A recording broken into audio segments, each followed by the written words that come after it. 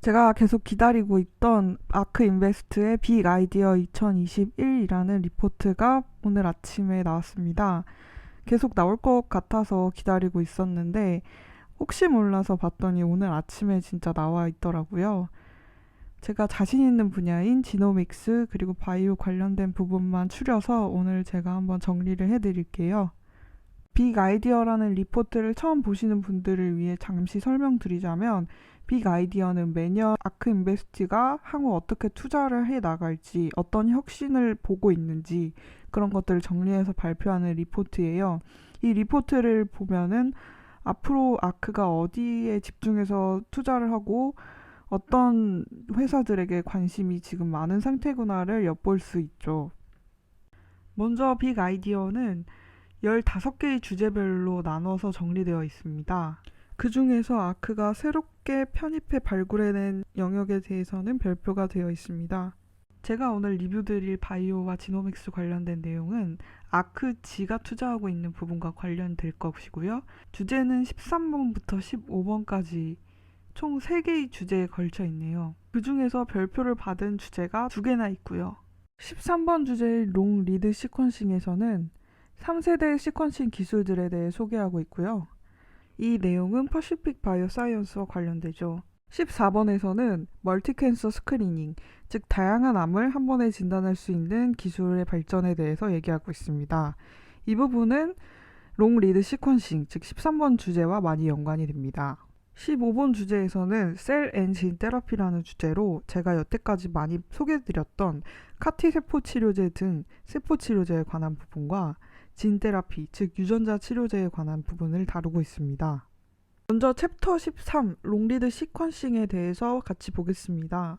DNA 시퀀싱 기술에 아크가 지대한 관심이 있다는 사실은 여러분들도 잘 아시고 계실 텐데요. 대표적으로 퍼시픽 바이오 사이언스에 상당히 투자를 하고 있죠. 롱리드 시퀀싱이라는 주제 아래에서 아크가 가장 강조하고 싶은 내용을 바텀 라인에 이렇게 굵은 글씨로 표시해뒀어요. 연평균 성장률 82%의 속도로 롱리드 시퀀싱 시장이 성장할 것이라고 보고 있고, 2025년에는 그 시장이 5 빌리언 달러, 하나로는 약 5조 5천억 원 정도까지 성장을 할 것이라고 보고 있습니다. 본격적으로 시작하기 전에 아크에서는 지노믹 툴키트들을 먼저 칭찬하면서 시작합니다. 더 완전하고 풍부한 데이터들을 제공하는 수준까지 발전했다고요. 하지만 이 부분에 대한 추가적인 언급이 없었고, 이 부분을 그저 서드 제너레이션 시퀀싱의 전 단계로 소개를 드렸는데요. 어떤 논문을 써보셨거나 대학원이나 회사에서 연구를 해보신 분들은 아실 텐데, 어떤 결과를 입증해내기 위해서는 내가 사용한 실험 방법이 이만큼이나 정확하다, 이만큼이나 신뢰도가 있다라는 것을 입증하는 것 역시 매우 중요합니다. 여기서 언급된 툴키트들은 빠른 실험이 용이하지만 그 재현도나 신뢰도 면에서는 아직 부족한 상황이죠. 따라서 서드 제너레이션 시퀀싱처럼 정밀한 실험을 하기 전에 먼저 실험을 해보고 스크리닝을 해보는 수단 정도로 활용할 수 있을 것 같습니다. 어쨌거나 아크지도 이렇게 첫 번째 프레젠테이션 화면에 툴키트에 관한 이야기들을 넣었다는 것은 이 부분에 대해서 어느 정도 주목을 하고 있다는 것으로 파악됩니다. 그 다음 페이지에서 아크는 2세대 시퀀싱 기술, 즉 일리미나와 서머피셔의 시퀀싱 기술에 대해서 잠깐 리뷰를 하고 갑니다. 과거 2세대 시퀀싱 기술 시절에는 쇼트 리딩 시퀀싱과 롱 리딩 시퀀싱 사이에 아주 극명한 차이가 존재했습니다. 쇼트 리딩 시퀀싱 기술은 염기 서열을 굉장히 정확하게 맞출 수 있었지만 그 서열 전체를 두고 봤을 때 종합적으로 분석해내는 능력에서는 좀 떨어졌죠. 반면 롱 리딩 시퀀싱 기술은 염기 서열 하나하나를 정확하게 맞추는 기술은 쇼트 리딩 시퀀싱 기술에 비해 떨어지지만 종합적으로 두고 봤을 때 그 서열 전체를 이해하는 데는 롱 리딩 시퀀싱이 확실히 뛰어났죠. 그래서 과거에는 그 용도에 따라 이 두 가지 시퀀싱 방법 중 한 가지를 선택해야만 했습니다. 아크지 리포트는 언급하지 않았지만 퍼시픽 바이오 사이언스의 시퀀싱 기술은 롱 리딩 시퀀싱 기술임에도 불구하고 그 정확도가 쇼트 리딩 시퀀싱 기술에 비해서도 높다는 것입니다. 전체 서열 오류율이 훨씬 낮아요. 퍼시픽 바이오 사이언스 등 합성 시퀀싱 회사의 가장 큰 단점은 이 시퀀싱 기술이 굉장히 비싸다는 것입니다. 롱 리딩 시퀀싱 기술이 비싼 이유는 그 수요가 일단 많지가 않고 정밀도를 요하는 만큼 품질 관리가 어렵기 때문입니다. 그런데 이 아크의 리포트에 따르면 2025년에는 쇼트 리딩 시퀀싱 기술에 비해 롱 리딩 시퀀싱 기술의 비용이 그리 비싸지 않을지도 모르겠습니다. 2010년부터 꾸준히 롱 리딩 시퀀싱의 비용이 감소해 왔고 그 감소 속도가 기하급수적인 만큼 결국 2025년에는 같은 가격으로 롱 리딩 시퀀싱과 쇼트 리딩 시퀀싱을 둘 다 할 수 있을 것이란 전망이죠. 이 페이지에서는 퍼시픽 바이오사이언스의 경쟁사 중 하나인 나노포어에 대해서도 언급하고 있는데요.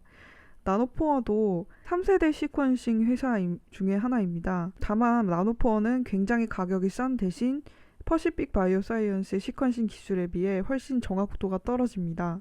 이 리포트에서는 언급되지 않았지만 나노포어와 일루미나의 기술을 동시에 사용하면 퍼시픽 바이오사이언스의 기술과 동등한 정도의 정확도를 얻을 수 있다고 합니다. 이 다음 페이지에서도 아크는 딱 명확하게 퍼시픽 바이오사이언스를 지명하면서 이 회사의 생산 단가가 2023년까지 굉장한 속도로 줄어들 것이다 라고 얘기를 하고 있어요. 그 근거는 라이시 법칙이라는 것인데요. 누적 생산 단위가 2배 증가할 때마다 그 생산 비용은 15%씩 감소한다는 이 라이시 법칙을 퍼시픽 바이오사이언스에도 적용한 것이죠. 여기에 더해서 여기 작게 쓰여있는 글자들에 어떻게 적어놨냐면 퍼시픽 바이오사이언스의 기술은 DNA 증폭을 필요로 하지 않고 다른 회사들은 분석하지 못하는 메틸레이션 같은 후선 유전학적인 특징들을 분석할 수 있으며 RNA 분자에까지 적용 가능하게 그 폭을 확장할 수 있다 라고 되어 있어요. 그만큼 퍼시픽 바이오사이언스에 대한 기대가 굉장한 것 같아요. 아크지가 엄청나게 퍼시픽 바이오사이언스를 매수했었는데 그 이유가 있었네요. 이 다음 페이지부터는 아예 아크가 대놓고 LRS 기술, 즉 퍼시픽 바이오사이언스의 기술이 거의 모든 시퀀싱 기술을 압도할 것이라고 생각한다고 얘기를 하고 있네요. 시퀀싱이 사용되는 대부분의 영역을 그냥 나열해 놓고 여기를 다 지배할 것이라고 얘기하고 있습니다. 예를 들어서 첫 번째로는 소아 진단, 그리고 두 번째로는 희귀병, 그 다음에 유전병, 그리고 연구, 이 모든 분야들을 다 압도할 것이라고 얘기를 하고 있습니다. 마지막 페이지에서는 대부분의 투자 리포트가 그러하듯이 향후 시장 규모를 예측하고 있습니다. 아크는 롱 리딩 시퀀스의 시장 규모가 연평균 82%의 속도로 성장해서 2025년에는 한화로 약 5조 5천억 원 정도의 규모까지 성장할 것이라고 전망하고 있습니다. 여러분들도 잘 아시다시피 현재 이 롱 리딩 시퀀싱 시장은 이제 막 시작한 시장입니다. 이제 겨우 퍼시픽 바이오사이언스가 지금 3세대 시퀀싱을 런칭한 상태고요. 여기 작은 글씨로 뭐라고 써놨냐 하면 리퀴드 바이옵시, 그러니까 혈액이나 체액으로 진단하는 기술들이 더 많이 쓰이고 있는 현실을 감안하면 향후에는 퍼시픽 바이오사이언스의 이 롱 리딩 시퀀싱 기술이 기초적인 진단 기술로도 굉장히 많이 쓰일 것이다, 이런 얘기를 하고 있어요. 지금까지 챕터 13이었는데요. 이 챕터 13 롱 리딩 시퀀싱에 관한 내용은 결국엔 다 퍼시픽 바이오사이언스에 대한 내용이네요. 제가 지금 퍼시픽 바이오사이언스 리뷰 영상을 준비 중인데요. 빨리 준비해서 올리도록 하겠습니다. 이후에 챕터 14와 15에 대한 내용을 다시 정리해서 올릴게요. 영상이 너무 길어져서 좀 분할해서 해야 될 것 같습니다. 지금까지 김스톤이었습니다. 감사합니다.